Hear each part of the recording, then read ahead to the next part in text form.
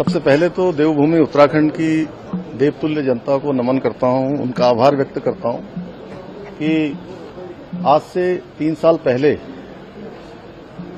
हुए आम चुनाव में आदरणीय प्रधानमंत्री श्री नरेंद्र मोदी जी के नेतृत्व में उत्तराखंड की जनता ने एक मिथक तोड़ा, एक परिपाटी बदली और भारतीय जनता पार्टी की लगातार सरकार बना दी, दूसरी बार सरकार बना दी। और हमने भी आदरणीय प्रधानमंत्री जी के मार्गदर्शन में बहुत सारी जो हमारे राज्य की चुनौतियां थी, अनेक अवसरों पर आपदा के अवसर थे, कोरोना महामारी थी, समय समय पर हमारे सामने खड़े होने वाली चुनौतियां थी, उन सभी पर काम करते हुए बहुत सारी चुनौतियों को पार किया है और आने वाले समय में बहुत सारी चुनौतियों पर हमको काम करना है। आज हमने देवभूमि उत्तराखंड को ये गौरव प्राप्त हो गया कि देवभूमि उत्तराखंड समान नागरिक संहिता यूसीसी को लागू करने वाला देश का पहला राज्य बन गया।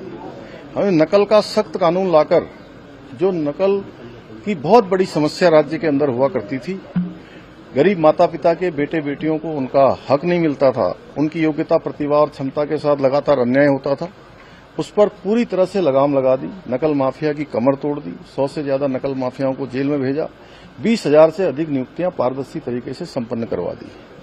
धर्मांतरण का सख्त कानून हम लेकर आए, दंगा रोकने का कानून लेकर आए, लव जिहाद हो, लैंड जिहाद हो, अवैध अतिक्रमण हो, अवैध मदरसे हो, उन सभी पर हमने कार्रवाई की है और राज्य के अंदर अतिक्रमण हटाने का यह अभियान हमने मिशन के तहत लिया है।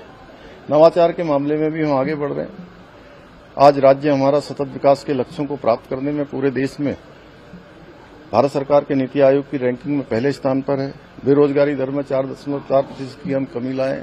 राष्ट्रीय खेलों का शानदार आयोजन अभी हुआ है। इससे पहले ग्लोबल इन्वेस्टर मीट हुई, G20 के कार्यक्रम आयोजित हुए, हिमस्खलन हो या चिलकारा टनल जैसी घटना हो, सभी पर हमने आदरणीय प्रधानमंत्री जी के मार्गदर्शन में सफलतापूर्वक इन चुनौतियों का सामना किया है। राज्य को बहुत आगे जाना है, राज्य के अंदर बहुत संभावनाएं हैं, बहुत पोटेंशियल है। हमारे प्रवासी भाई बहन भी जो दुनिया के अंदर रहते हैं, वो भी राज्य के विकास में अपना योगदान देने के लिए आगे बढ़ रहे हैं, जो भारत में भी हैं और दुनिया के देशों में भी हैं। उन सबको लेकर, सबकी संभावनाओं के अनुरूप और आदरणीय प्रधानमंत्री जी के मुख से जो बाबा केदार के धाम में निकले हुए शब्द कि ये दशक उत्तराखंड का दशक होगा, उसके लिए हम हर एक नियोजन को आगे बढ़ा रहे हैं। अगले 10 सालों की कार्य योजना पर हम काम कर रहे हैं। विकसित भारत के संकल्प में अपना योगदान देने के लिए उत्तराखंड भी आगे बढ़े, उसके लिए भी हम काम कर रहे हैं। अनेक चुनौतियों का हमने सामना किया है, अनेक चुनौतियां अभी हमें उसका भी सामना करना है, सफलतापूर्वक आगे बढ़ना है।